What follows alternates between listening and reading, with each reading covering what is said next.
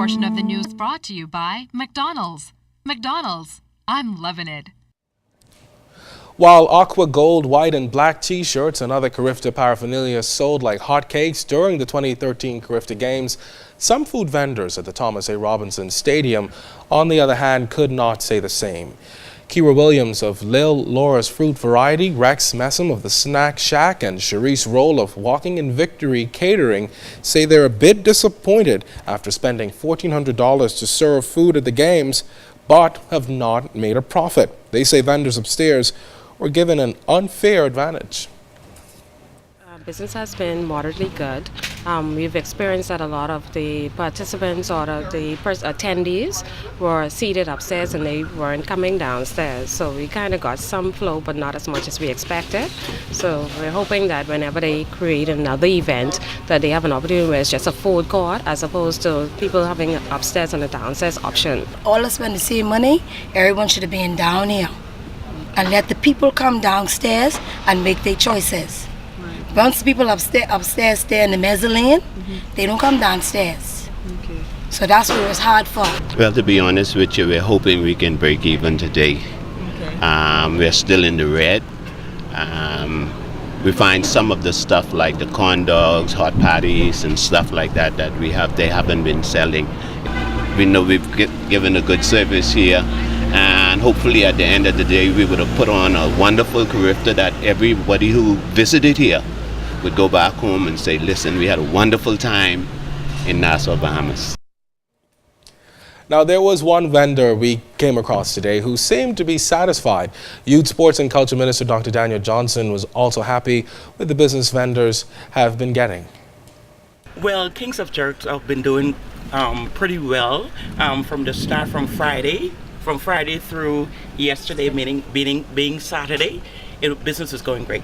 Vendors even on the eastern block, which is the smaller part of the stadium, some of them sold out in a matter of hours. We have more room to do more of this kind of thing, but we didn't want to make it look too cramped, and give everyone a fair chance. So as different events come, we're going to rotate different vendors through and give hundreds of Bahamians a chance to show their skills with merchandising, unique types of food, forms of entertainment. We got to mix it up a little bit so hundreds of people get a chance. Okay. And Junkanoo in April. Yes, it's a bit strange, but you could hear the pulsating drums and ringing cowbells this morning for an Easter parade. It's called Because He Lives. And the church teamed up with Junkanoo groups for the parade. The event started from Columbus Primary School and ended at Christie Park. Here's organizer Reverend Dr. William Thompson. Well, the small parade is the best of the six. And we hope every year to grow. We started with just a few church folk, and then the community joined in. Now the Junkanooers join in, and the parade just continues to grow. And if you look on the side, people just like you're on Bay Street. So it's a wonderful excitement for the people. And we really needed something to do for Easter. All right, well, spectators lined the streets and jumped to the beat as the groups passed. Dr. Thompson said it was more than just a Junkanoo parade, but a message of hope for the community. The reason why we brought it to the Overhill community, because of the social things that are going on in Overhill, and they needed some hope. And this brings hope, no matter who you are. Once you are Bahamian, this Junkanoo sort of lifts your spirit. So we brought it into what we call the bad area of this town, into the Overhill area, and the police have been very helpful. You see they're out here in full force.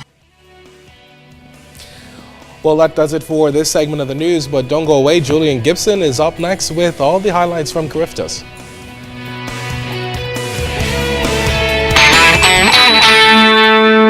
This portion of the news was brought to you by McDonald's. McDonald's, I'm loving it.